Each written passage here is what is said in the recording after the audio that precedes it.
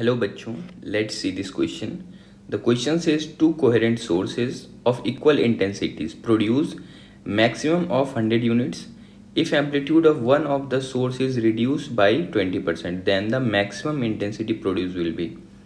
Question में दिया हुआ है दो कोहेरेंट सोर्स है, दोनों का इंटेंसिटी बराबर है और उसका रिजल्टेंट 100 यूनिट आ रहा है. हमें पता करना है दोनों में से एक सोर्स का एम्पलीट्यूड को 20% से रिड्यूस कर दिया जा रहा है, तो जो मैक्सिमम इंटेंसिटी दोनों का कितना मिलेगा resultant. Key concept of the question is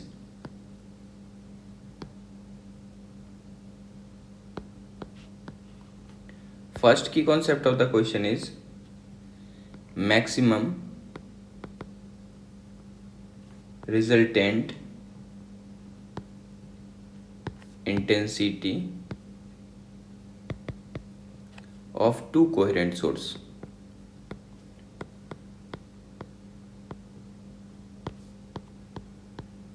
अगर दो कोहेरेंट सोर्स का इंटेंसिटी दिया हुआ है, मैक्सिमम इंटेंसिटी का रिजल्टेंट होता है, ये होता है √I1 प्लस √I2 का whole square. And second key concept of the question is relation between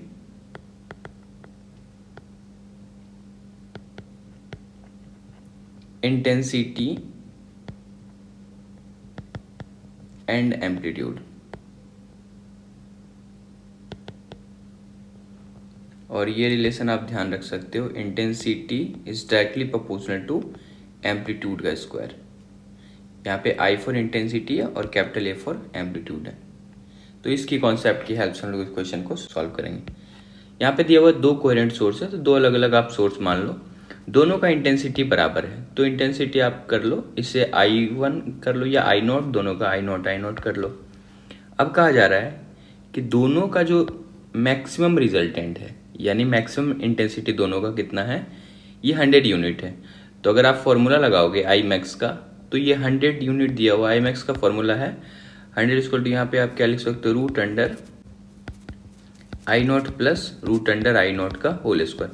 हालांकि इसको आप डायरेक्ट 4I0 भी लिख सकते हो, लेकिन अगर हम लोग इसको बेसिक से देखें तो ये I0 का स्क्वायर, ये I0 प्लस I0, ये A प्लस बी का होल स्क्वायर के फॉर्म में, तो A square plus B square plus 2AB, तो √I0 मिलके I0 हो जाएगा. तो ये एक्चुअल में 4I0 हो जाएगा. ये आप डायरेक्ट भी याद रख सकते हो कि मैक्सिमम इंटेंसिटी अगर दो अलग अलग सोर्स का बराबर इंटेंसिटी है, तो उसका मैक्सिमम जो इंटेंसिटी होता है वो 4I0 होता है. तो यहाँ से आप I0 का वैल्यू निकल गया, ये कितना हो गया 100/4, या फिर आप बोल सकते हो 25 यूनिट.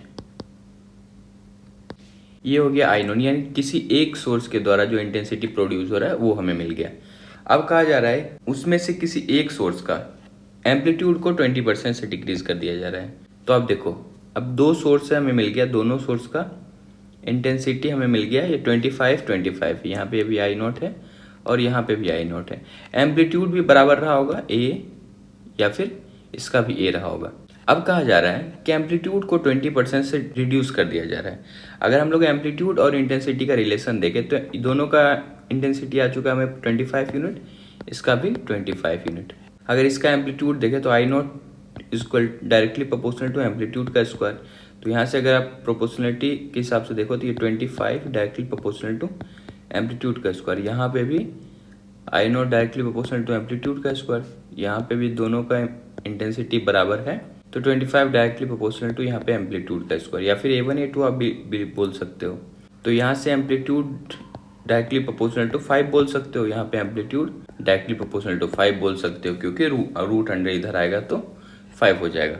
अब कहा जा रहा है कि किसी एक के एम्पलीट्यूड को 20% से रिड्यूस कर दिया जाए, तो हमारे पास दोनों एम्पलीट्यूड डायरेक्टली प्रोपोर्शनल टू 5 हो सकता है, कोई कांस्टेंट ऑफ प्रोपोर्शनलिटी रहा होगा, हमें उससे कोई लेना देना नहीं. अब कहा जा रहा है दोनों में से किसी एक के एम्पलीट्यूड को 20% से रिड्यूस कर दिया जा रहा है. दोनों में से किसी एक को, या तो इसको कर लेते हैं या उसको कर लेते हैं.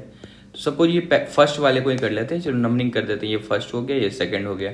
अगर फर्स्ट वाले को हम लोग 20% रिड्यूस करें तो ये पहले 5 था, 5 माइनस 5 का 20%, ऐसे ही करते हैं. कोई चीज़ को अगर हमने परसेंटेज से रिड्यूस करना है तो ये वैल्यू बचेगा, ये हो जाएगा 5 माइनस, अब ये दोनों मल्टीप्लाई होगा तो 20 × 500, 100/100 equal to 1, 5 minus 1 equal to 4 हो जाएगा.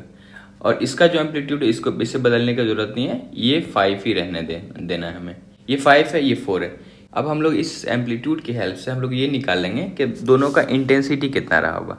तो मैं नेक्स्ट पेज में ले ले रहा हूँ। अब जो फाइनल कंडीशन है, फाइनल कंडीशन पे आप ये बोल सकते हो कि फिर से एक सोर्स ये है, एक सोर्स ये पे है। यहाँ पे इसका एम्पलीट्यूड हो गया है 4, या फिर एम्पलीट्यूड डायरेक्टली प्रोपोर्शनल टू 4 बोल सकते हो। इसका हो गया है, इसे आप जो 5 था वो 5 ही रहने दो। अब क्या है कि अगर आप इसका एम्पलीट्यूड, इसका आप अगर आप इंटेंसिटी निकालो तो intensity directly proportional to amplitude का स्क्वायर होता है। तो अगर इसका इंटेंसिटी सपोज अब आई हो गया है तो ये कितना हो गया होगा, I directly proportional to amplitude यानी 4 का स्क्वायर यानी 16 हो जाएगा ये। तो अब जो इंटेंसिटी हो जाएगा वो 16 हो जाएगा, और इसका एम्पलीट्यूड 5 है तो इसका तो उतना ही रह जाएगा, I nought directly proportional to amplitude का स्क्वायर। तो ये आई नॉट, ये स्टार्टिंग वाला है, इसमें तो कोई बदलाव नहीं हुआ, तो ये 25 ही रहने वाला है। अब दोनों का हमारे पास इंटेंसिटी भी निकल गया, एक सोर्स इसका तो कोई बदलाव नहीं हुआ तो उतना ही 25 ही रहेगा, और इसका बदलाव हुआ है तो 16 अब बन गया ये।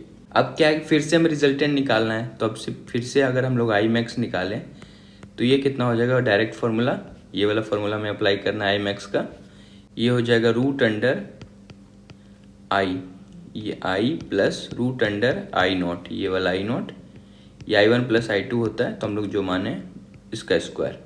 तो ये हो जाएगा रूट अंडर 16 इसके जगह पे, और प्लस ये रूट अंडर इसके जगह पे 25। तो ये 25 का होल स्क्वायर। अगर आप इसे सॉल्व करते हो तो 16 का रूट अंडर हो जाता है 4, और 25 का रूट अंडर हो जाता है 5।